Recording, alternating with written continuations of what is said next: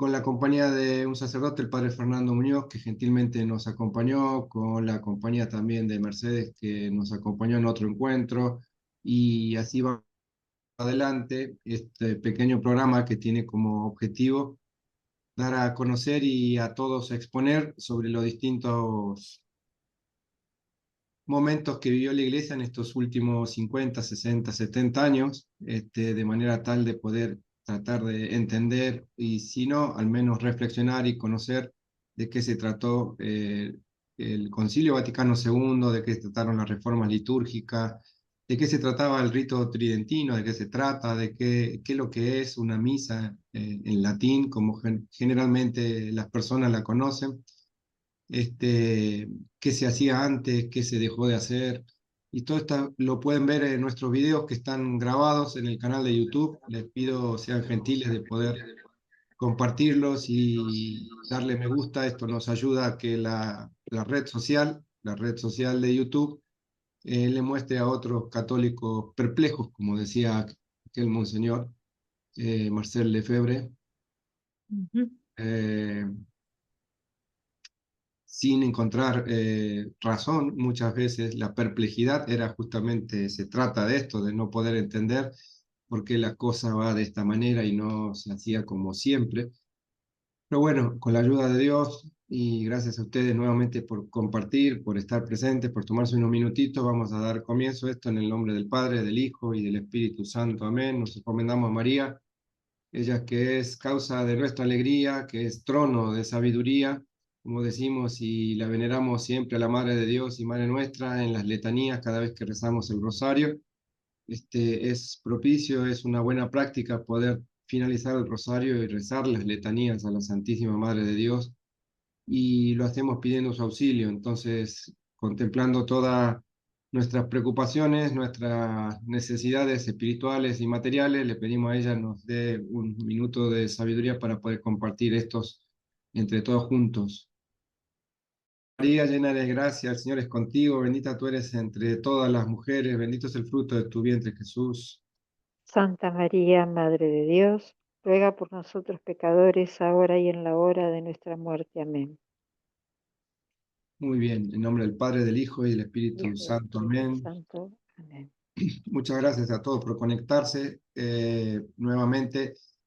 Seguimos adelante con este pequeño formato llamado Diplomado Volver a la Tradición, que tiene como conjunto dentro de sus contenidos distintos elementos para conocer y compartir, y por qué no también difundir entre aquellos que quizás nunca lo conocieron, sobre qué aspectos vienen modificando nuestras liturgias, nuestro rito, nuestra catolicidad.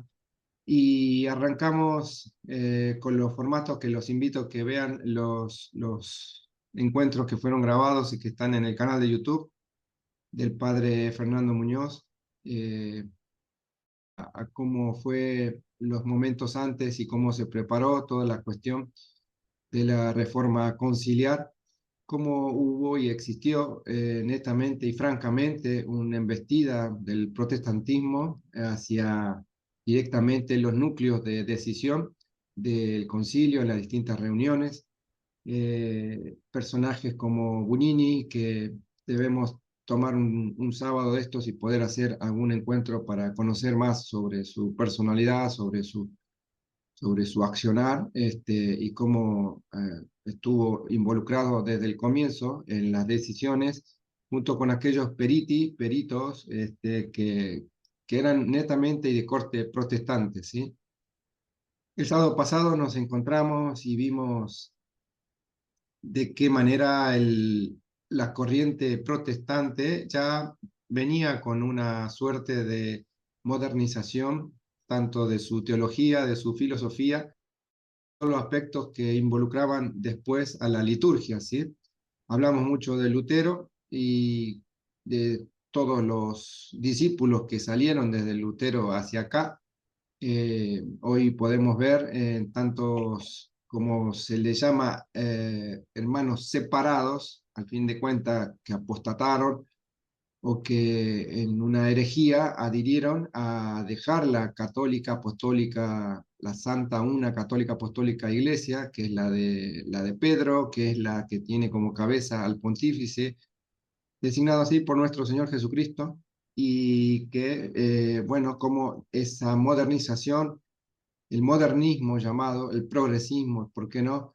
Fue y tuvo su origen también en las corrientes protestantes, en la filosofía, en la teología que el protestantismo empezó a esparcir por toda Europa y que en los últimos años llegó desde el 1950 hacia acá, con la aparición de distintos personajes que crearon cada una sus iglesias, sus denominaciones, algunos de ellos entendiéndose por cristianos, algunos de ellos netamente separados, pero bueno, todos fuera de la iglesia, ¿sí?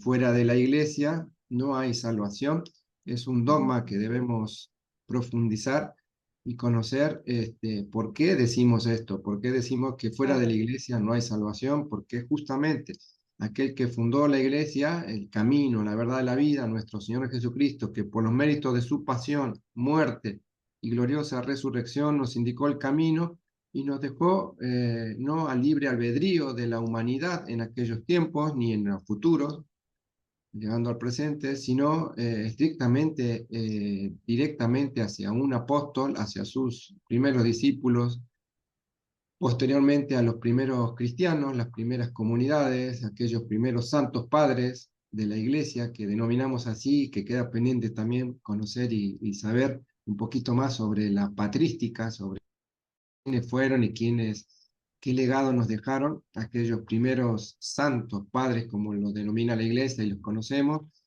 que históricamente dieron un ímpetu y darle un formato a aquellas primeras comunidades que se empezaban a esparcir por el mundo entero, obedeciendo aquel llamado a nuestro Señor e ir por todas partes, a todo el mundo, llevando el Evangelio, llevando la nueva buena, la buena noticia de que el Hijo de Dios se había encarnado, el Verbo hecho carne en el purísimo cuerpo de la Santísima Virgen María y que debía llevarse a todo el mundo, la evangelización, la misión, ¿sí? Y a esto estamos llamados todos y nuevamente avanzamos hoy conociendo y terminando este pequeño libro que si por ahí lo consiguieron y si no, los invito a conseguirlo. Es muy rico, muy detallado, muy bien explicado. Se llama 100 años de modernismo. Vimos de ahí una mitad, que era la mitad del sábado pasado, en la que encomendábamos, conocíamos los que proponía Lutero y todos sus seguidores. Y hoy nos vamos a situar sobre voy a compartir la pantalla. Nos vamos a situar sobre, eh, en el tiempo, un poquito más acá, hacia... ¿se ve ahí la pantalla? Les pido si alguno me puede confirmar. Sí, Sí, sí, Muy sí, bien, muchas sí, sí. gracias. Este documento, que es un resumen, se los compartí por el grupo de WhatsApp y también por mail si lo tienen, pero pueda llevar a la lectura posterior, ¿sí? Tanto sea en digital o si lo imprimen, mejor aún. Modernismo católico, vamos a hablar de Tyrrell, quién era Tyrrell, Teilhard de Chardin, ¿sí? Y algunos otros personas, teólogos, que continuaron o se dedicaron a conocer de qué venía la modernización que proponía el protestantismo y con sus distintas filosofías y demás, porque muchos de ellos son teólogos, algunos católicos, por decirlo de alguna manera, para que veamos después también los cambios que ellos proponían, y que fueron cambios propuestos que netamente los primeros papas que recibían estas propuestas, en muchos casos se negaban y en muchos casos combatían y condenaban claramente. Lo vamos a ver aquí. Muy bien, vamos a empezar. A ver si este documento no lo voy a poder abrir acá. Voy a tener que abrir el Word.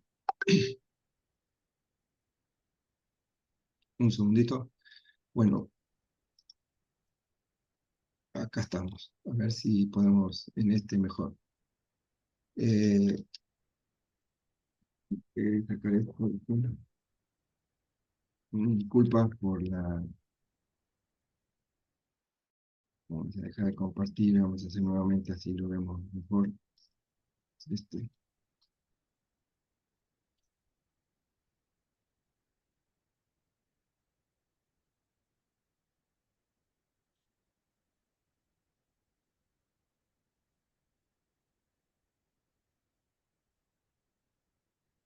Muy bien.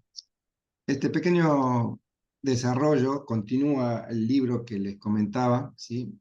Conociendo primero a George Tyrrell, ¿sí? Un jesuita miembro de la Compañía de Jesús, nacido en 1861 y fallecido en 1909, ¿sí? Ingresó a la Compañía de Jesús por ahí de los años 80 y se formó en el clima intelectual de fines del siglo XIX, ¿sí? Marcando él también una crítica bíblica en su formato y en su conocimiento y en su región a lo que en la zona de Alemania se conocía, se iba gestando, ¿sí? Una idea de evolucionismo, de idealismo, su itinerario teológico, porque este señor, jesuita, sacerdote, miembro de la Compañía de Jesús, se orientó hacia la reinterpretación del dogma en clave dinámica, experiencial, ¿sí? ¿De qué hablamos cuando decimos esto? En una clave que esto se podría modificar y cambiar, empezando a ver de que la cuestión no iba a ser del todo netamente rígida, sino que la teología, la filosofía católica podía tomar cambios o podía tomar modernizaciones que eran propicios empezar a cuestionarse, ¿sí? El depósito objetivo de verdades reveladas, fijadas, podía tomar una suerte de, como él mismo notaba y escribía, ¿sí? Un evolucionismo, ¿sí? Debía evolucionar la tradición, esta es la figura de este señor, sacerdote jesuita, ¿sí? En el plano filosófico, Tyrrell asumió también un horizonte escolástico, ¿sí? Habíamos visto en el encuentro anterior que el protestantismo iba a ir contra aquella decadencia propia de la escolástica, ¿sí? En salir de la rigidez, en salir de lo tradicional, en por qué no preguntarse si el hombre va adquiriendo conocimientos, si el hombre va siendo partícipe de nuevos desarrollos, tanto en la ciencia como en las artes, como porque veíamos que el modernismo también no se quedaba tan solo en el aspecto teológico y litúrgico, sino que también iba modernizando otros aspectos, la literatura, el arte, la música, ¿sí? Entonces, ¿por qué no subirse a este tren de modernización, de modernidad? Y estos primeros objetivos protestantes desde Lutero hacia acá tuvieron en esta región de Alemania algunos interesados, como Tyrrell es uno, ¿sí? Y Tyrrell, como dijimos al comienzo, era un sacerdote que hacía parte de la Compañía de Jesús, ¿sí? En su punto de objeto, ¿sí? Él llegó digamos, a postular que Dios no es objeto de ciencia, sino es objeto de un sentimiento religioso, ¿sí? Tyrrell decía que toda la cuestión teológica tenía que pasar fuertemente por una realidad sentimental propia de aquel fiel, propia de aquella persona que va intentando resolver o conocer el dogma y bueno, ¿por qué no hacer relevante el aspecto sentimental en la cuestión religiosa, ¿sí? Esto obviamente en ese momento ocasionó que la misma jerarquía de la Compañía de Jesús le parecía que era totalmente fuera de lugar y lo terminó expulsando, ¿sí? En el año 1906. En 1909 él fallece y termina expulsado de la Compañía de Jesús. Un primer jesuita, y digo un primer porque vamos a ver que en el transcurso de estos textos hay varios jesuitas más, siempre modernización, siempre en el ánimo de decir, ¿por qué no salir de la tradición, de la rigidez? ¿Por qué no abrirse a a los nuevos vientos de modernidad, ¿sí? Hay un decreto, el Lamentabili Sine Exitu de 1907, en el cual el Papa del momento, ¿sí? Decreta por un santo oficio, condena 65 proposiciones que sintetizan el programa modernista, ¿sí? Empieza a haber un combate concreto del magisterio de la Iglesia, del Papa, ¿sí? Conforme a salir a decir, a respetar que toda esta corriente modernista está empezando a calar hondo y que venía desde un origen alemán, desde un origen, después vamos a ver, francés también, y que como vimos y compartimos en el anterior encuentro, tenía su fuerte, ¿por qué no?, también aquella revolución francesa, ¿sí?, de 1789. Entonces, todo esto pie a que el magisterio condene con 65 proposiciones que sintetizaban que aquel que adhería a la modernización, al modernismo, estaba empezando a salir de la iglesia, estaba saliendo fuera de lo estrictamente teológico y filosófico propio de cómo la Iglesia Católica venía enseñando hasta ese momento, ¿sí?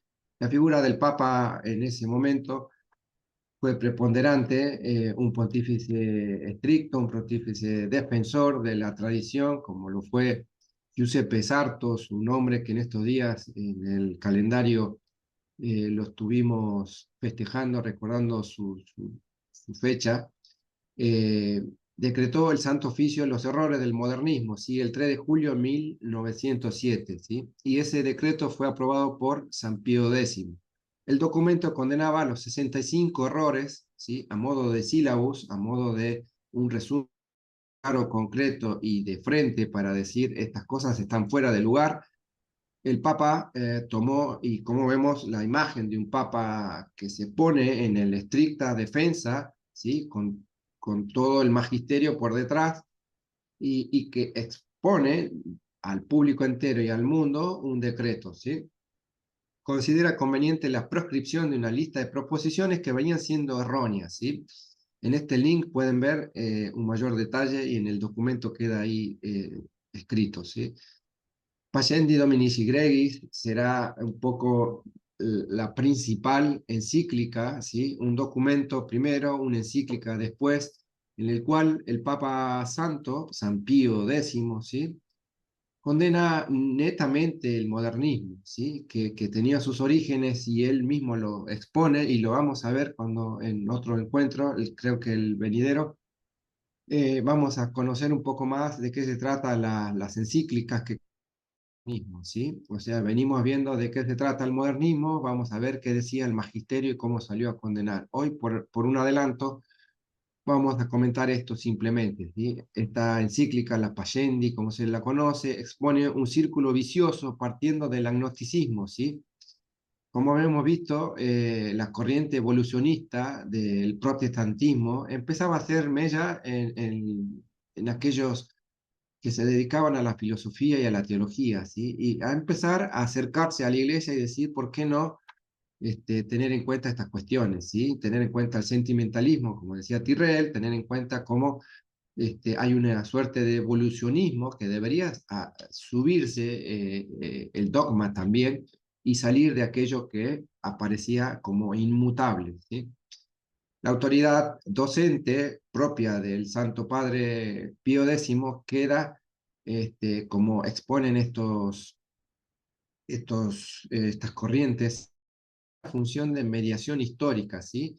Hasta van directamente contra la figura del pontífice, ¿sí? Y cómo su accionar o su propio, el munus docenti propio del oficio y de la vocación de aquel consagrado, ¿sí?, que empiece a quedar fuera de lugar y que no sea más bien un comentario histórico, ¿sí? El juramento antimodernista de 1910, ¿sí?, tiene un alcance que fue prescripto por el Papa Pío X, ¿sí?, obligaba a clérigos y profesores eclesiásticos a condenar el modernismo, ¿sí?, y a afirmar explícitamente la objetividad de la revelación, ¿sí?, la historicidad de los evangelios, la inmutabilidad del dogma en su sentido definido. Más que una medida disciplinar, funcionó como una regla hermenéutica, ¿sí? El Papa saca un documento, saca una encíclica, aparece también y una suerte de resumen en el cual debían conformarse a lo que el Papa, el Santo Padre exponía, combatía y proponía en una suerte de una orden eclesial también a llevar adelante este juramento antimodernista. En uno de los documentos que les compartiré también hay un breve resumen sobre de qué trataba esto y aquellas, cada una detalladas objeciones a las cuales se confrontaba directamente y por qué el modernismo debía ser condenado por todos, tanto por el Papa como por el clérigo, el sacerdote del lugar, el obispo local y demás, ¿sí? La identidad de principios entre modernistas, protestantes y católicos es algo que esta primera conjunción, este primer acercamiento del modernismo que venía con un eje protestante netamente y claro, tratando de acercarse en un combate directo al núcleo de la iglesia, ¿sí? A la figura del Papa, a la docencia del magisterio, a, a imponer o a, ¿por qué no?, a que se reflexione sobre estas cuestiones evolucionistas propias del modernismo, ¿sí? El modernismo católico participa de matrices filosóficas, dice este libro, compartidas con la teología liberal protestante, ¿sí? Aquello de Kant que vimos en el encuentro anterior, el subjetivismo, ¿sí? De tratar de poner al hombre en el medio y empezar a sacar a Dios de la cuestión central, ¿sí? El evolucionismo cultural, como venía siendo parte también la modernización de la cultura, el arte, la ciencia, la literatura. La religión no tenía que quedar afuera de toda esa corriente, ¿sí? La religión se concibe como producto de la conciencia histórica, el dogma como cristalización transitoria, dice, de experiencias de la iglesia, como comunidad que toma conciencia de sí. Esta coincidencia de principios explica la permeabilidad de métodos y conclusiones que y bíblica también, ¿sí? En términos culturales, expresa el libro que estamos compartiendo, la alternativa no es una adaptación versus una rigidez. Empieza a ver esto de que el magisterio, con la defensa de San Pío X, ¿sí? El modernismo y todos estos teólogos y filósofos empiezan a instaurar una suerte de combate entre aquel que es rígido y aquel que es permeable, entre aquel que defiende y promueve la continuidad de la tradición, ¿sí? Y aquellos que dicen, ¿por qué no subirnos a la modernidad? ¿Por qué no subir a que el hombre empieza a tomar conciencia de sí mismo? El hombre podría tomar conciencia también dentro de lo religioso, dentro de lo dogmático, dentro de lo teológico, dentro de lo filosófico y empezar con sus propuestas de evolucionar, de modernizar toda la cuestión, ¿sí? En términos culturales, la alternativa, como dice, la adaptación versus la rigidez, sino la evolución entendida como la autonegación de la esencia cristiana o la reforma orgánica en continuidad. Vimos que el protestantismo se situaba en la vereda del frente, salía y formaba sus propios cleros, su propio dogma y demás, contrario a la fe y a la tradición católica. Y en el campo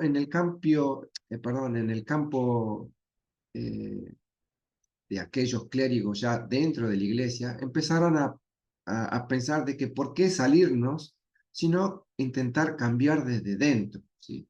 Quedarnos y desde dentro de la iglesia proponer un cambio.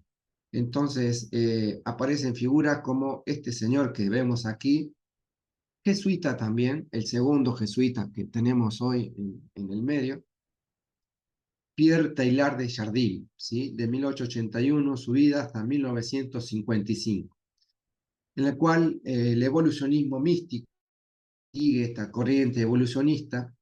Este señor había dedicado sus primeros años a la paleontología, entró después a la Compañía de Jesús, Teilhard, como se lo conoce, Teilhard de Chardin, buscó una gran síntesis de ciencia y fe. Su tesis central, una cosmogénesis, ¿sí? Una cosmogénesis y una antropogénesis, confluyen en una cristogénesis orientada al punto omega. Vamos a ver de qué se trata esto, ¿sí? Cosmogénesis, o sea, empezar a decir que toda la creación como el hombre mismo, ¿sí? Debía empezar a tomar un aspecto, una posición relevante en esta corriente evolucionista, ¿sí? Y Taylor va a dedicar mucho de su legado a la lectura, a la escritura y a la promoción de estos pensamientos, ¿sí? Su obra, que se la conoce como el fenómeno humano, ¿sí? Y articulan la mística del progreso que interpreta, ¿sí? La redención, toda la creación y la redención posterior debía tomar un entorno evolucionista, ¿sí? Jesuita también, jesuita también este señor, como el primero, Tyrrell, Teilhard de Chardin, también miembro de la Compañía de Jesús. Las reservas magisteriales subrayaron riesgos doctrinales, confusión entre la creación y el creador, la figura del creador y aquel que había creado todo, empezaba a tomar un tinte panteísta, ¿sí? Ambigüedad sobre el pecado original, ambigüedad que desde estos años la vemos hasta el día de hoy, en licuar aquella causa, aquel efecto, aquella consecuencia que tiene el pecado, ¿sí? Tanto el original como los pecados comunes y conocidos por todos, ¿sí? No llamarlos como tal, empezar a tener en cuenta esto de la ambigüedad, ¿sí? El desplazamiento del Cristo histórico sacramental por un Cristo cósmico proponía difuso, ambiguo, ¿sí? Aún así, su influyo marcó sectores teológicos del siglo XX, especialmente en una teología de la historia de cuño progresivo, ¿sí? En este, en este momento y armando este documento es un resumen de lo que pueden leer en profundidad en este libro. Esto que estoy compartiendo es un resumen, no es de mi autoría ni mucho menos, estamos leyendo y compartiendo algo que está escrito por gente que obviamente tiene mayor trayectoria y formación que la de este humilde servidor, pero que me llamaba la atención al armar este resumen, encontrar pues, estas personas, ¿sí? Jesuitas, sacerdotes que tenían esta concepción, ¿sí? En este link que comparto acá de Info Vaticana, en el año 2023, el Papa Francisco sale en defensa de Pilar de Jardín, ¿sí? Y expresa que había sido por el Vaticano de aquellos momentos, ¿sí? Jesuita también, como conocemos y sabemos, Jorge Mario Bergoglio, el Papa Francisco, tenía su origen y su formación netamente jesuita también. Entonces, en el 2023, lo pueden ver el detalle acá cuando hagan clic en este documento, una extensa defensa del Papa Francisco a la figura de Teilhard de Chardin. Convergencia del modernismo con el panteísmo. Habíamos dicho que Teilhard de Chardin empezaba a cuestionarse la cosmogénesis, o sea, la creación también, la figura del creador y lo creado, ¿sí? El modernismo como tal, al reducir lo sobrenatural a la experiencia inmanente y panteísta, ¿sí? Al absorber lo divino en lo natural, convergen en una misma pérdida de la trascendencia.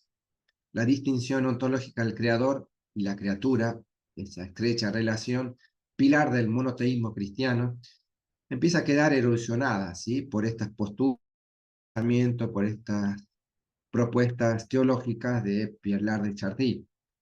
De aquí que las doctrinas evolucionistas de corte tayloriano, de Taylor, puedan ser leídas como misticismo naturalista, ¿sí? Misticismo naturalista.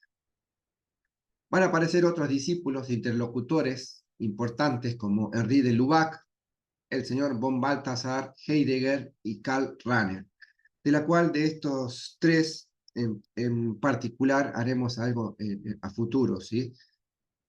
Porque esto, si bien más es un resumen, en este libro está bien detallado, pero amerita poder conocer más quién eran estos señores, estos sacerdotes, estos jesuitas, ¿sí? Porque vamos a encontrar otros jesuitas más, de Lubac, Henri de Lubac, de 1896, muerto, fallecido en 1991, no hace mucho tiempo, reabrió el dossier de la naturaleza y la gracia con su célebre debate sobre la naturaleza pura y el deseo natural de ver a Dios. Tesis de Henri de Lubac, ¿sí?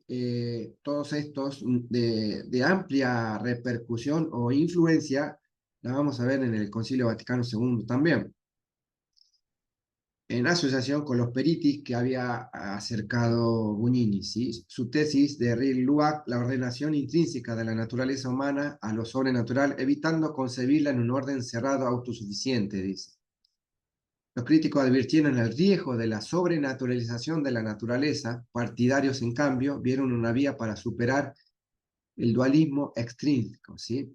En exégesis, Henri de Lubac reivindica la exégesis espiritual, redescubriendo la tradición patrística medieval con sus cuatro sentidos de la escritura: literal, alegórico, moral y anagógico, ¿sí? Su propuesta, integrar la crítica histórica y lectura en el espíritu para que la letra se abra al misterio, ¿sí? La letra se abra al misterio. En estos dos links queda como para que lo puedan ver a futuro. También aquellos que recibieron el documento en sus computadores pueden clicar en estos dos links. Enrique de Lubac, con toda esta suerte de desarrollo en cuanto a la naturaleza, en cuanto a la gracia, la relación existente entre la sobrenaturalización de la naturaleza, ¿sí? En aspectos que tenían que ver netamente con aquella corriente evolucionista que venía de Pilar de Chardin y que Henri de Lubac va a continuar. Llegó el momento en el que hace muy poco se lo propuso para que suba a los altares. De hecho, se abrió la causa de beatificación de este jesuita, ¿sí? Henri de Lubac.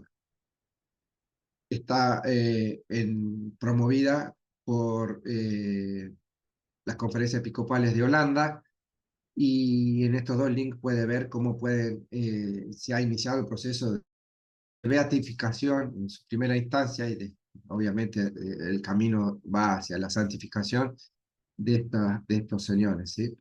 En el 38 ve a la luz una de sus obras fundamentales, el catolicismo de los aspectos que expresa Henri de Lubac, ¿sí?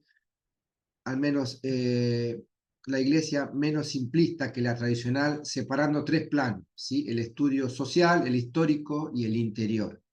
Henri de Lubac va a proponer de que la rigidez de la iglesia, que venía siendo estricta por la tradición, debía tomar un régimen un poco más simple, ¿sí? Dejando lo tradicional, y esta simpleza separándola en tres aspectos, ¿sí? El social, propio de la relación con lo social; lo histórico, cómo venía desarrollándose los aspectos que iban marcando la historia propia de la tradición; y el aspecto interior, en una sintonía directa con aquello de que Teilhard de Chardin exponía, ¿sí? Aunque el título pueda resultar engañoso, no se trata de un análisis de los aspectos sociológicos de la religión católica, dice Enrique de Lubac, sino las implicancias comunitarias, ¿sí? Jesucristo expandido y comunicado a todos, ¿sí? Definida la Iglesia en su vocación católica, es el más genuino sentido etimológico de su llamada universal. Entendía que como la palabra católico, universal, ¿sí? Debía llegar a que la figura de Cristo debía llegar a todos los aspectos culturales, sociales, ¿sí? Bajo un régimen simplista, ¿sí? Como un accesible, ¿sí? En la cual los conceptos tradicionales la rigidez tradicional debía ser un poco más flexible, ¿sí? Otro de los discípulos de Teilhard de Chardin es Hans Urs von Balthasar, de 1905, fallecido en el... Acá lo vemos con el Papa Juan Pablo, el Papa Carlos Wojtyla, ¿sí? Durante el Simposio Internacional sobre la Misión Eclesial hecha en el Vaticano en el año 85, ¿sí? Este señor fallece en el 88. ¿Qué expresa von Balthasar? Y von Balthasar ya es la figura de un teólogo que va a ir resumiendo o continuar el legado de todos estos anteriores: Teilhard de Chardin, Henri de Lubac. Von Balthasar va a dedicarse mucho a la escritura, a los escritos en teología, y von Balthasar es muy denominado, muy llamado, muy referenciado en cuanto a la formación de los seminaristas, a la formación en cuanto a teología, ¿sí? Yo mismo participé de unas formaciones en la Universidad Católica Argentina y von Balthasar es muy denominado, muy referenciado, ¿sí? Este teólogo. Articuló una teología en clave estética, ¿sí? La gloria del Señor, dramática, ¿sí? Y lógica. Su proyecto busca presentar la revelación como esplendor de la forma de Cristo, ¿sí? Aunque no modernista en un sentido estricto, su distanciamiento del tomismo, ¿sí? Manualista y su método transdisciplinar lo alinearon con el resurgir recapitulador del siglo XX. Von Balthasar, Gerard de Chardin, Henri de Lubac, obviamente van a tratar de que la rigidez de la tradición y la formación eh, recibida en tantos años de aquel doctor de la iglesia, Santo Tomás de Aquino, empieza a tomar en ellos, en estas personas, un especial combate hacia el tomismo también, porque obviamente el tomismo, como doctor de la iglesia, Santo Tomás de Aquino, aquellos que tengan oportunidad de formarse o de leer o de estudiar, su legado es netamente tradicional, netamente, no por decir tradicional y en el sentido estricto, sino que es el eje del cual la formación venía siendo y había sido estudiada y aún hoy debería volverse al tomismo, ¿sí? En cuanto a que todo este régimen, toda esta filosofía, esta trayectoria de modernización, de evolución, tanto de la filosofía, de la teología, en el, en el camino de seguir la modernidad de la humanidad, de sacar a Dios del centro y de poner a la figura del hombre como aquel que empezaba a tomar conciencia de sí mismo, de su conciencia religiosa, de su conciencia cultural, social, de su conciencia en la técnica también. Entonces, todos estos van a ir directamente también contra el magisterio y contra el legado tomista de Aquino, ¿sí? En esta figura que vemos acá, Henri de Lubac es de la derecha, el de al lado es von Balthasar, ¿sí? Van a ser coetáneos unos tiempos, se van a reunir, van a obviamente compartir sus escritos, sus visiones. En este link que comparto acá también pueden ver mucho de su contenido en cuanto a que juntos von Balthasar vendría a ser discípulo, ¿sí? De Enrique de Lubac. Enrique de Lubac venía de Teilhard de Chardin, jesuitas, muchos de ellos, ¿sí? Y aparece otro filósofo, Heidegger, que no era teólogo, ¿sí? Pero decisivo en la teología contemporánea. Empezaba a propulsar una analítica existencial, ¿sí? Que privilegia la comprensión previa y la historicidad. La hermenéutica teológica que alimentó la crítica a los sistemas metafísicos, el tomismo, ¿sí? Heidegger va a ir directamente, como les decía recién, a la figura de Santo Tomás, al legado de Santo Tomás, a la suma teológica, ¿sí? A todo lo que aquel santo doctor de la iglesia, el más santo entre los doctores y el más sabio entre los santos, entre los doctores de la iglesia, como se lo conoció, como se lo conoce, como se lo llama, Santo Tomás de Aquino. La figura de estos teólogos, ¿sí? En este caso de Heidegger, también va a ir contra el tomismo, ¿sí? Aparece la figura, esto si bien es un resumen, vamos a ahondar en ellos en breve, ¿sí? Para conocer en detalle cuáles eran sus propuestas. En este caso, hacemos un momento para Karl Rahner, ¿sí? Rahner, alemán,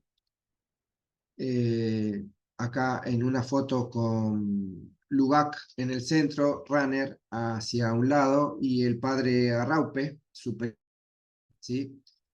Jesuitas y que se repite, ¿sí?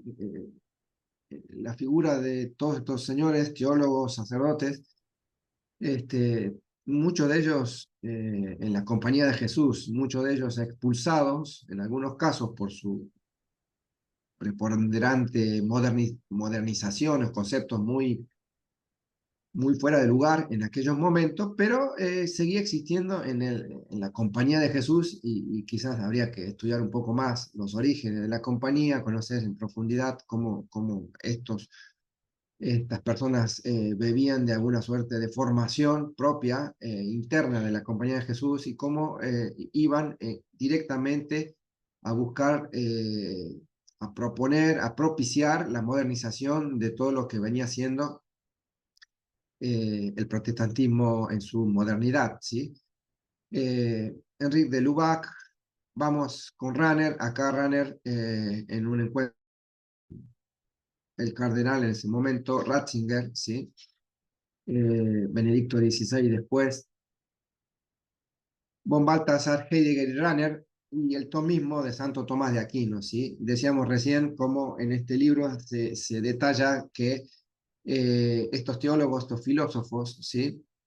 Discípulos de Teilhard de Chardin, von Balthasar, Ranner, ¿sí?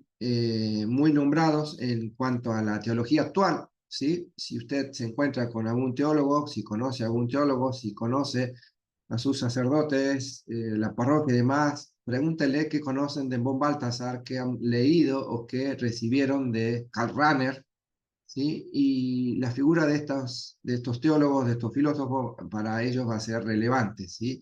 En cuanto a su formación en el seminario. En cuanto a la formación propuesta, es mucho de la actual teología propia, ¿sí? Entonces, sigamos con esto un poquito más. Los tres comparten matices, una crítica al tomismo neoescolástico del siglo XX, ¿sí? Von Balthasar pretende superarlo estéticamente. Von Balthasar pretende superar estéticamente a Santo Tomás de Aquino. Heidegger va a cuestionar filosóficamente a Tomás de Aquino. Ranner va a tratar de reinterpretar al tomismo, ¿sí? Entonces, o sea, paremos, como dice la Cruz de San Andrés, pare, mire, escuche, reflexione, contra quiénes van a buscar ir también, ¿sí? O sea, no van a ser ingenuos de ir directamente con el núcleo de la formación tradicional, el núcleo de la formación hecha y derecha, propiciada por el santo doctor Tomás de Aquino, el Aquinate, ¿sí? Entonces, estos van a tomarse su tiempo de ir a reinterpretar, de ir a tratar de superar estéticamente von Balthasar, Heidegger, Ranner, todos estos personajes eh, contra Santo Tomás de Aquino, ¿sí? Contra el legado tomista. Frente al realismo metafísico clásico de Tomás, privilegian la experiencia, la historia, la subjetividad trascendental, de ahí el debate contra los tomistas que defienden la analogía del ser y la inmutabilidad del dogma y la prioridad del objeto revelado, ¿sí? O sea, van a tomarse el tiempo de ir también contra Santo Tomás, ¿sí? En su momento contra el magisterio de la Iglesia, contra el Papa, contra San Pío X, contra Pío XII, Pío IX, ¿sí? Que lo vamos a ver en el próximo sábado, como en sus encíclicas van a condenar todas estas corrientes modernistas, ¿sí? Y llegamos a la influencia de estos teólogos, filósofos, Ranner, von Balthasar, Henri de Lubac, por, por decirlo en palabra mayor, hacia el Concilio Vaticano II y aquellos padres que se reunieron en aquellos años, ¿sí? En la fase preparatoria, durante las sesiones del 62-65, los teólogos afines a esta corriente actuaron como peritis, ¿sí? O asesores de Lubac, de Enrique de Lubac, ¿sí? El cual había sido en su momento expulsado, ¿sí? Y después invitado a participar, rehabilitado, convocado nuevamente. Ranner, Karl Ranner, asesoró a obispos de lengua alemana, ¿sí? Entre los cardenales más influyentes se cuenta Lienard, Toffer, el cardenal Bea, del cual debemos conocer un poquito más detalles, Frings, Alfring, Loger, Koning, Richaud, ¿sí? Muchos de ellos alemanes, franceses, holandeses, que impulsaron el ayornamiento, ¿sí? En liturgia, escritura, ecumenismo en relación con el mundo moderno, ¿sí? Entonces, habíamos visto con los Fernando, como Bugnini y los periti protestantes invitados a participar.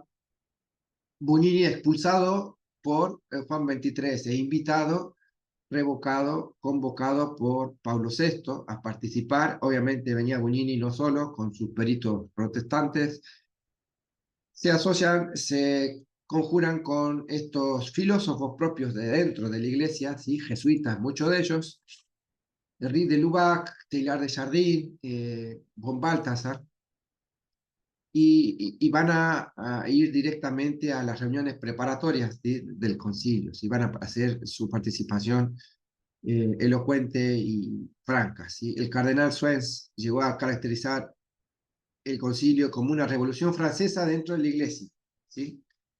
Yves de Congar, por su parte, también nombrado por el padre Fernando en sus videos, que lo pueden ver en el canal, les pido si pueden suscribirse, mirar ahí y compartir los videos de lo que analizaba Fernando, las reuniones preparatorias y el concilium mismo, ¿sí? Aquel núcleo que tenía por consejeros y peritos a estos protestantes y a estos católicos jesuitas, muchos de ellos con digamos, propicios a estos términos modernistas, ¿sí? Por su parte, el proceso conciliar liquidó lo que se llamaría la incondicionalidad del sistema. ¿Sí? Estas formulaciones discutidas por la historiografía ilustran la percepción del giro de paradigma en sectores significativos, ¿sí? En resumen, Georges Tyrrell, Teilhard de Chardin, Henri de Lubac. Tyrrell va el emblema del modernismo temprano, ¿sí? Teilhard de Chardin con una propuesta de síntesis entre la evolución, la suerte de Cristo cósmico y el punto omega, influyó. Punto omega le llamaba Teilhard de Chardin como un Cristo que había tomado relevancia en la historia de la humanidad, ¿sí? Como la evolución total del hombre, una suerte bastante compleja que vamos a analizarla en detalle cuando estudiemos a estos tres o cuatro, ¿sí? Influyó en visiones historicistas y teleológicas con objeciones de riesgo, con riesgo netamente panteístas, ¿sí? Henri de Lubac, la relectura de la naturaleza a la gracia, la reivindicación de la exégesis espiritual patrística, ¿sí? Aportó categorías capaces de dialogar con la modernidad sin rendir la tradición. O sea, Henri de Lubac estaba abierto a dialogar con la modernidad, ¿sí? ¿Por qué no subirse también a ella, ¿sí? Von Balthasar, la teología estética, ¿sí? A la forma netamente de Cristo, busca superar la rigidez manualista, tomista, ¿sí? El manual estricto y rígido del tomismo. Von Balthasar, esto debería también sintetizarse, actualizarse, modernizarse. Heidegger, historicidad, lenguaje a la crítica metafísica. Rahner, un giro antropológico al tomismo trascendental, ¿sí? La gracia como existencial, un cristiano anónimo, ¿sí? La relectura de las categorías clásicas en clave de fenomenología trascendental. Karl Rahner, von Balthasar y demás, muy nombrados, muy formados, como núcleos de formación en los seminarios de estos años para acá, ¿sí? Y aquellos que se dedican al estudio de la teología. En conclusión, del diagnóstico antimodernista de 1907, ¿sí? Rápidamente, fuertemente la tendencia modernista de 1907, 8 y 10 con el Papa y la defensa del Papa San Pío X, a llegar a los años 60, al embate netamente, ¿sí? La oportunidad de encontrar en esa reunión general de obispos de todo el mundo la oportunidad de insertar en ellos, en el núcleo, directamente al corazón del concilio, todos esos aspectos, todas estas corrientes, todas estas teologías modernistas, ¿sí? En este breve resumen, no es más que un resumen de lo que habíamos visto en el protestantismo y sus corrientes modernistas, de este libro, 100 años de modernismo, que lo pueden adquirir por ahí en sus ciudades y demás. muy recomendado para leer en profundidad. En estos tiempos, no más que un resumen, porque el tiempo nos apremia, pero quería no dejar de compartirles algo propio de la tradición, algo propio de cómo venimos compartiendo. Si bien esto es tratar de entender de qué se trata cuando hablamos de modernidad, cuando hablamos de modernismo, progresismo, hasta dentro mismo de la iglesia, de aquellos modernistas que se salieron, como los protestantes, herejes, apóstatas, como aquellos modernistas que permanecieron y que pretenden dentro mismo de la iglesia modernizar, dentro mismo de la iglesia combatir o atemperar en un formato de ambigüedad, licuar el concepto de pecado, licuar la estructura del sacramento de la confesión, licuar la liturgia, licuar, hablar en forma ambigua de la verdad,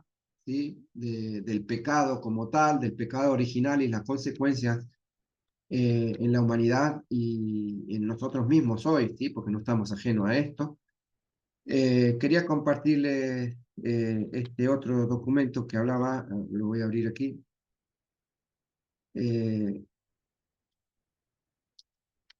Y en vía de no quedarnos simplemente con esto de, de hoy simplemente sobre el moderno, hacer un pequeño espacio para compartir entre ustedes lo que es el símbolo de la fe, el credo como oración que resume todos los aspectos en los cuales el hombre, la mujer, el laico común, y corriente, de calle, de padre de familia, trabajador, joven y tal, cuando reza el credo, expresa ahí los aspectos en los cuales cree firmemente, con lo cual recitar el credo es este resumen de en qué aspectos o qué cuestiones o qué dogmas yo estoy creyendo y sostengo y participo y hago parte de la Iglesia Católica, ¿sí? En el rito tradicional, en el rito tridentino, en aquella misa hecha en latín, aún se reza el credo de niceno-constantinopolitano, como conocemos, ¿sí? Este credo que se rezaba y que se reza actualmente en la misa del rito tridentino, obviamente se rezaba en la misa de siempre, en la misa que antes de la aparición del Novus Ordo se sostenía y se hacía esta oración entre los fieles y quienes participaban de la Eucaristía, ¿sí? Hoy por hoy, si tienen ustedes oportunidad de participar de una misa del rito tridentino, cuando van en la consecución de los momentos, van a ver que en un momento se reza el credo y el rezo es sobre esta oración que quería compartirles hoy y que se las mandé por el grupo de WhatsApp. Un detalle importante es que durante el rezo, al llegar a la frase Incarnatus est Spiritus Santo de María Virgine et homo factus est, cuando decimos esa pequeña oración, la del Espíritu Santo se encarnó de María, la Virgen, y se hizo hombre, ¿sí? Tanto el sacerdote como los fieles se arrodillan, ¿sí? En ese momento, en ese instante, ¿sí? Con una profunda reverencia al misterio de la encarnación, ¿sí? Aquel encarnado, verbo hecho carne, encarnado en el purísimo seno de la Virgen y que se hizo hombre, ¿sí? En ese momento, cuando se reza esta oración, se hace esa reverencia, ¿sí? El credo no fue escrito de una sola vez, es el resultado de dos concilios, uno en Nicea y uno en Constantinopla, ¿sí? Brevemente y rápidamente vamos a ver dónde está esto, dónde estaba. El concilio de Nicea en el año 325, ¿sí? Que iba a ir contra la crisis de la herejía de Arrio, los arrianos, el arrianismo, ¿sí? Va a ir a combatir en ese año el concilio, ¿sí? Y lo que de ahí surgió. Nicea y Constantinopla, lo que es hoy día, gráficamente para ubicarnos, Nicea, una pequeñita ciudad, hoy todavía hoy existente, Constantinopla, conocida hoy por Estambul, en lo que es Turquía actualmente, ¿sí? El 20 de mayo de este año, 2025, hemos celebrado los 1700 años del concilio de Nicea, del concilio de Constantinopla, ¿sí?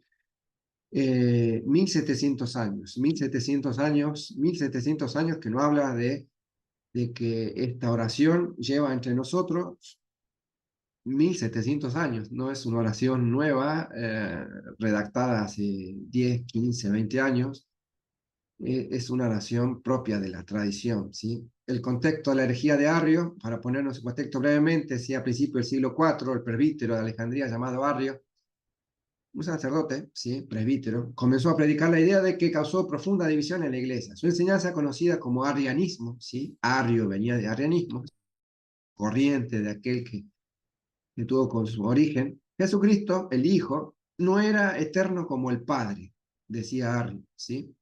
Hubo un tiempo en que el Hijo no existía, solo estaba el Padre. El Hijo fue la primera y más excelsa criatura creada por Dios, de la nada, ¿sí? Por lo tanto, el Hijo no era Dios, decía Arrio, en el sentido estricto, el Padre, sino una deidad inferior, subordinada, de una sustancia diferente y una criatura hecha por el Padre, ¿sí? Imagínense Arrio postulando estos conceptos, ¿sí? Esta doctrina atacaba el corazón de la fe cristiana. Si Jesús era verdaderamente hijo de Dios, si realmente era Dios, o si no era una criatura más, la más excelsa según Arrio, entonces la salvación que trajo al mundo no era una acción divina, sino simplemente una acción humana de una criatura, ¿sí? El origen de la controversia, el pensamiento teológico de Arrios y el razonamiento se fundamentaba en la premisa que Dios Padre es el único, eterno y sin principio, la figura del Padre, ¿sí? Partiendo de esta base, se argumentaba que si el Hijo no es el Padre, no puede compartir la misma naturaleza, ingénita, o sea, sin génesis, sin haber sido creado, eterno, ¿sí? Por lo tanto, el Hijo debía ser en algún punto una persona, alguna criatura, una creación del Padre, ¿sí?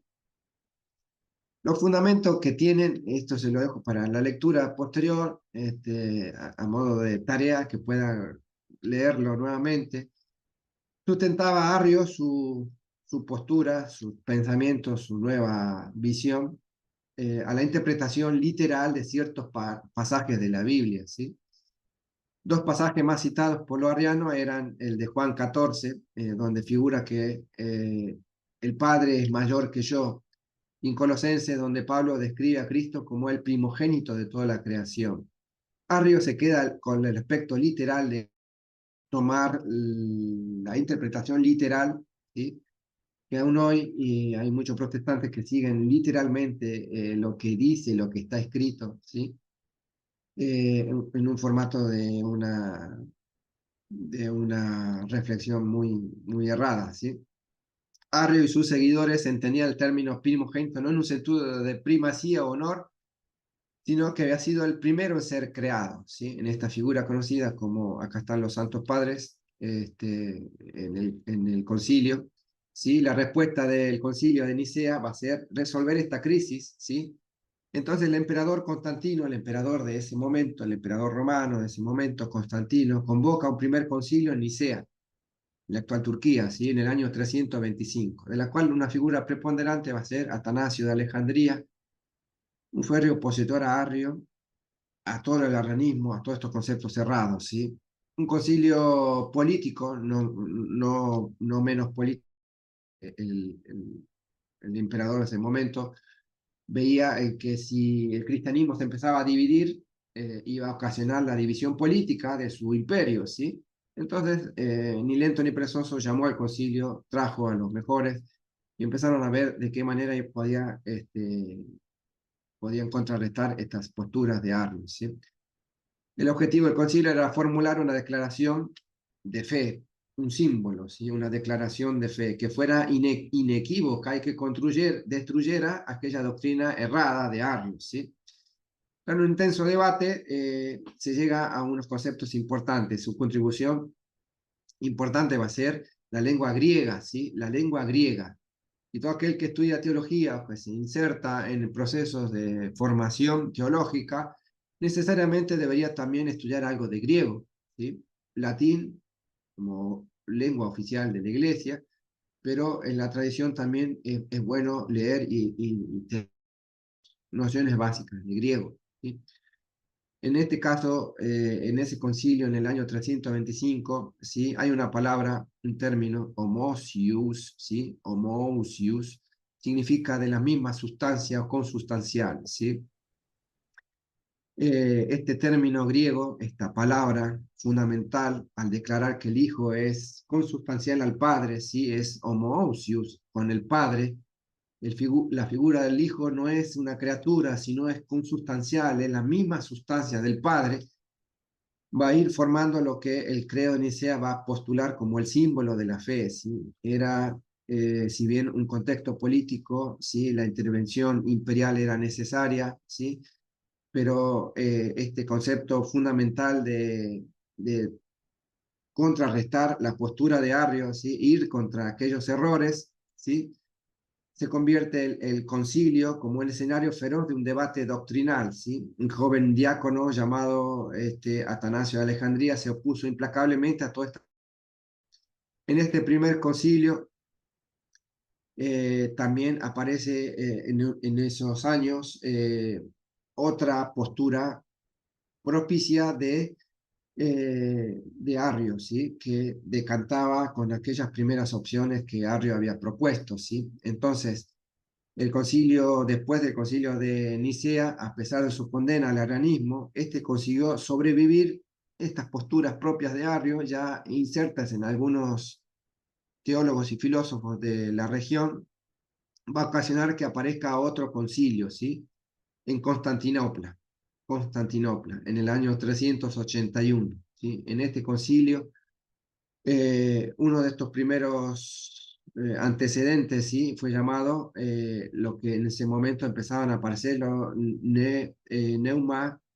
neumatómacos, que negaban la consustancialidad del Espíritu Santo. ¿Sí? Nicea Arrio decía que Jesús no era consustancial al Padre, ¿sí? Otras posturas propias de esos momentos, de estos errores, aparecen con estas personas que dicen van a ir contra el Espíritu, ¿sí? Contra la tercera persona, la Santísima Trinidad, diciendo que este Espíritu es una figura nacida o surgida de la segunda, o sea, del Hijo. ¿Sí? El Espíritu Santo era una criatura del Hijo. Los seguidores de esta herejía recibieron también el nombre de macedonios, derivado de Macedonio, obispo de Constantinopla, que era su principal propulsor. ¿Sí? En este concilio en Constantinopla se inaugura en el mes de mayo del 381 y duró hasta junio de ese año. ¿Sí? Las sesiones se celebraron en medio del Palacio Imperial porque había, como dijimos recién, un especial interés del emperador. ¿Sí? Entonces promovía que en sus palacios se reúnan para contrarrestar a Arrio por su lado y a la figura de Jesús no es Dios, sino es una criatura humana creada por el Padre, no es ingénito, sino es una criatura, con estos macedonios que decían que el espíritu no era tampoco, sino más bien una criatura salida del Hijo, ¿sí? Desde el punto de vista doctrinal, este concilio supuso un golpe de gracia contra el arrianismo primero, ¿sí? Que ya había sido condenado en el concilio de Nicea y en este de Constantinopla va a ir contra la herejía del macedonianismo, ¿sí? Que negaba la consustancialidad del Espíritu Santo. ¿Sí? El documento más importante de este concilio es sin duda el símbolo, esta oración que compartimos ahora. ¿Sí? La vamos a ver en detalle en estos minutitos que nos quedan. Este símbolo tiene su origen en que se utilizaba en la iglesia de Jerusalén, ¿sí? Para la administración del bautismo. ¿Sí? Jerusalén, aquellas Jerusalén, Siria, Constantinopla, las principales regiones donde estaban los primeros cristianos, ¿sí? En su origen en esta iglesia ya administraban el bautismo con estas oraciones, ¿sí? y le llamaban al Espíritu Santo Señor y vivificador, que procede del Padre, que con el Padre y el Hijo es igualmente adorado y glorificado, decían en aquel momento, ¿sí?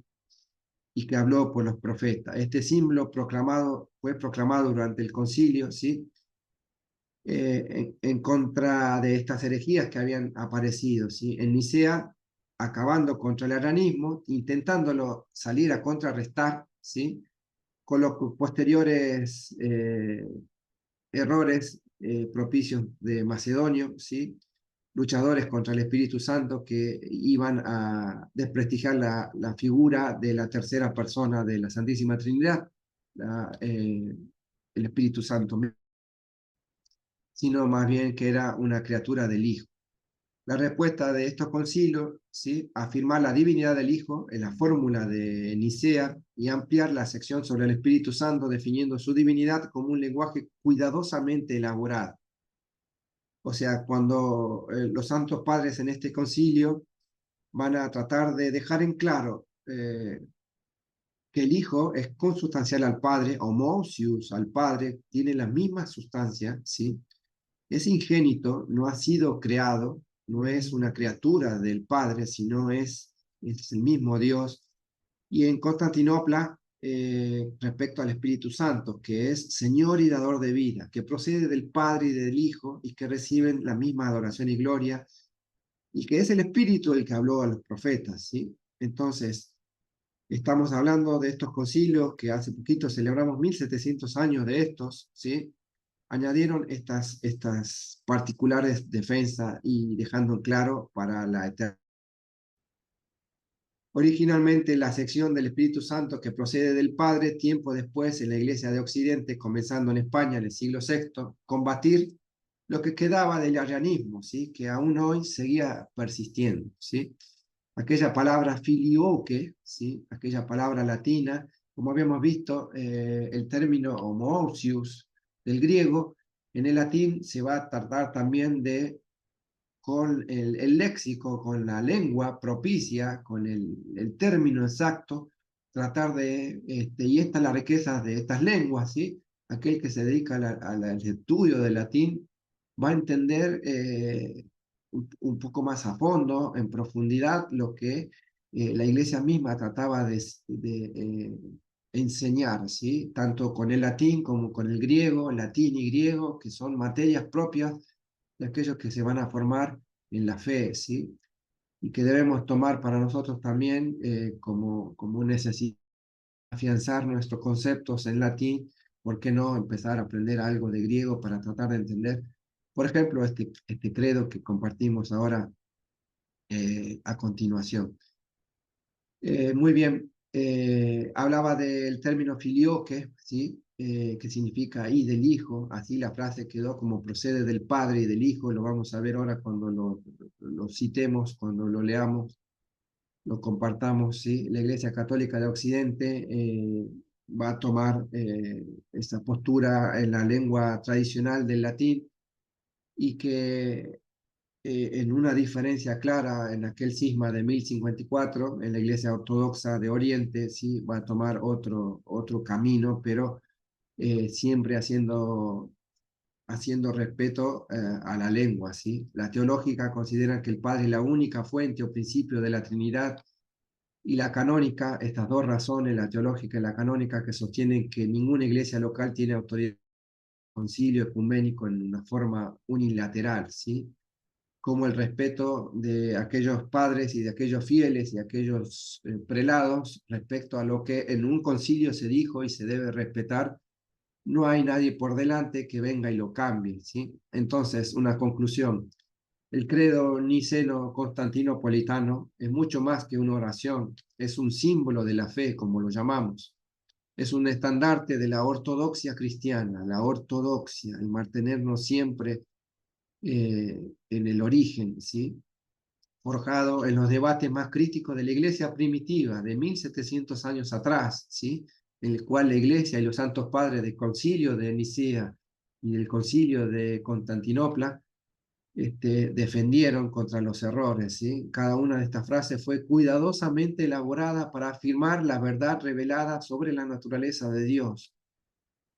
como Padre, como Hijo y como Espíritu Santo, ¿sí? Y para proteger interpretaciones futuras, actuales, vigentes en ese momento contra Arios, contra los macedonios, ¿sí? Que desprestigiaban la figura del Hijo y desprestigiaban la figura del Espíritu, y que debían ser a posteriori en defensa de malas interpretaciones que pudieran desvirtuar el mensaje del Evangelio, ¿sí?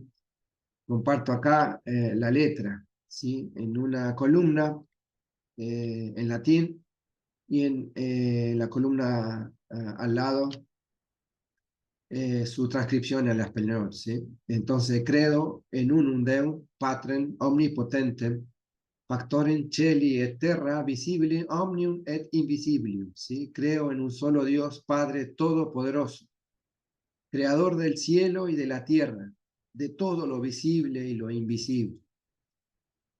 Creo y en un solo Señor Jesucristo, ¿sí? Hijo unigénito de Dios. Ahí está, ¿sí? Dominus Jesucristo, Filium Dei, ¿sí? Nacido del Padre antes de todos los siglos, Dios de Dios, luz de luz, Dios verdadero de Dios verdadero, engendrado, no creado, consustancial al Padre, por quien todo fue hecho, que por nosotros los hombres y por nuestra salvación bajó del cielo. ¿Quién bajó del cielo? El Hijo. Y por obra del Espíritu Santo se encarnó de María la Virgen. María la Virgen, ¿sí? Et incarnatus et Spiritus Santo ex María Virgin, ¿sí? Y se hizo hombre. Y que por nuestra causa fue crucificado en tiempos de Poncio Pilato, padeció, fue sepultado y resucitó al tercer día según las Escrituras. Y subió al cielo y está sentado a la derecha del Padre. Y de nuevo vendrá con gloria para juzgar a vivos y muertos. Acá el detalle de la tercera persona. Y en el Espíritu Santo, ¿sí? Dominus et vificante, Señor y dador de vida, que procede del Padre. Ahí está, Patre Filioque, ¿sí? Y del Hijo, que con el Padre y el Hijo recibe la misma adoración y gloria, ¿sí? Y que habló por los profetas. Y por último, sobre la iglesia. En una santa, católica y apostólica en iglesia, ¿sí? No hay salvación fuera de la iglesia. Desde 1700 años, desde 2000 años atrás decimos lo mismo y mantenemos lo mismo. Fuera de la iglesia no hay salvación. Y lo decimos acá cada vez que rezamos el credo. En una santa, católica y apostólica. No en la de Lutero, no en la de John Smith, no en la que venga. En una santa, católica y apostólica iglesia, ¿sí? Confieso que hay un solo bautismo para el perdón de... Confieso, digo, expreso, creo firmemente que hay un único bautismo, el que me lo da la iglesia. ¿Y cuál iglesia? La una, santa, católica y apostólica. Espero en la resurrección de los muertos, creo en la vida del mundo futuro, ¿sí? Et specto resurrectione motorum evitat vetus seculi. Amén, ¿sí? El símbolo de la fe. En estos videos que están en este último link, están 3 de ellos que pueden compartirlos y escucharlos ahí, rezarlos, ¿por qué no? Y con esto quería llegar al final, ¿sí? Hemos compartido brevemente lo que de este libro decía sobre la modernidad, el modernismo ya dentro de la iglesia, no fuera de la iglesia como Lutero, sino dentro mismo de la iglesia con sus teólogos y filósofos que adhirieron a las corrientes modernistas de Lutero y de Lutero, porque hemos visto que venían mucho antes de Lutero, que fueron impulsadas por la Revolución Francesa, ¿sí? Y que llegaron a nuestros días hasta nuestros años 50, 60, y que propiciaron dentro del Concilio Vaticano II el modernismo, ¿sí? Entonces, es propicio poder adquirir o compartir o conseguir este libro para aunar detalles sobre el mismo, ¿sí? Quedará en los próximos encuentros poder compartir qué es lo que el magisterio salió en defensa de esa modernidad, de ese modernismo que afectaba directamente el corazón y núcleo de la Iglesia, con el Papa San Pío X, con la Pascendi, con las distintas encíclicas de Pío IX, de Pío XII, que iban a ir a defender la tradición y a condenar aquello que se estaba insertando dentro de la Iglesia, modernistas que aún hoy siguen estando y que vieron ya a la vereda del frente como Lutero y formaron sus propias iglesias, teologías y filosofías, sino que se quedaron dentro y que dentro mismo propician la actualización, la modernización, el progresismo y el por qué no aunarse y congraciarse con el mundo, ¿sí? Con el mundo que, como sabemos, hereje, apóstata, ¿sí? Que está cada vez más alejado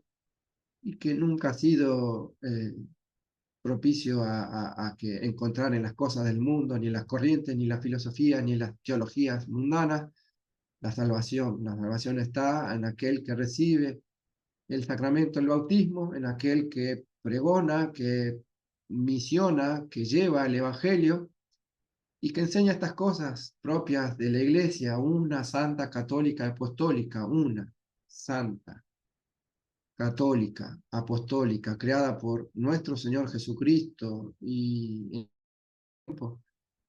propiciada por Pedro y sus sucesores, ¿sí? Desde 2000 años acá, y que debemos defender, y para eso nos juntamos para compartir.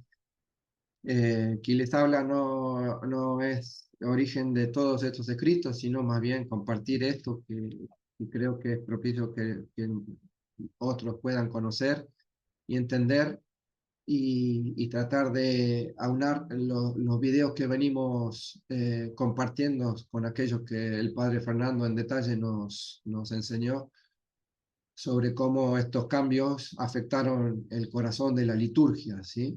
El corazón de la liturgia, la aparición del Novus Ordo, la modernidad, el modernismo como tal. Nuevamente, muchas gracias a todos por compartir. Dejamos abierto ahí para comentarios, para aspectos que ustedes consideren oportunos.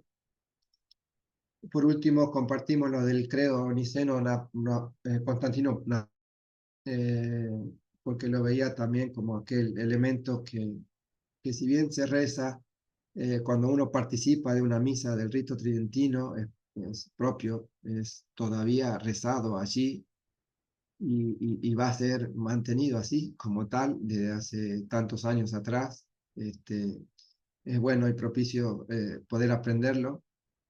Si no lo sabían, ahí lo tienen. Está público los documentos que les compartí y obviamente los videos también son para poder rezarlo e ir profundizando y, por qué no, animándome a leer, a entender un poco más el latín, por qué no aprender griego. Sería algo bueno, interesante. Pero bueno, muchas gracias. Algunos comentarios que pusieron ahí. eh, bueno, saludando, muchas gracias. Santo Tomás, el doctor común, Mercedes, Santo Tomás de Aquino, como estos señores jesuitas, muchos de ellos jesuitas, expulsados por ellos mismos y después vueltos a invitar, expulsados en un momento de la reunión del concilio y después nuevamente invitados. Así que bueno, es propicio mantenerse en una línea de formación y el tomismo tiene esta excelsa tradición, ¿sí? que no cambia, que se mantiene perenne y que los santos padres promovieron en cuanto a la formación, ¿sí? propicia de nuestros feligreses y, por qué no, también de nuestros seminaristas y demás, bueno, que vieron en las figuras de estos modernistas, von Balthasar, Rick de Lubac, Karl Rahner, como grandes figuras teológicas y que aún hoy hasta llegaron a interesarse porque inician los procesos de beatificación, como es el caso de Henri de Lubac. Bueno, vamos a ocasionar después una una profundidad en la figura de todos estos. Así que, nuevamente, muchas gracias a ustedes por participar. Dejo abierto el canal, dejo abierto estos medios para aquellos que con ánimo deseen compartir algo, formación, reflexión y demás. Tienen acá los medios, solo tienen que avisarme y lo compartimos.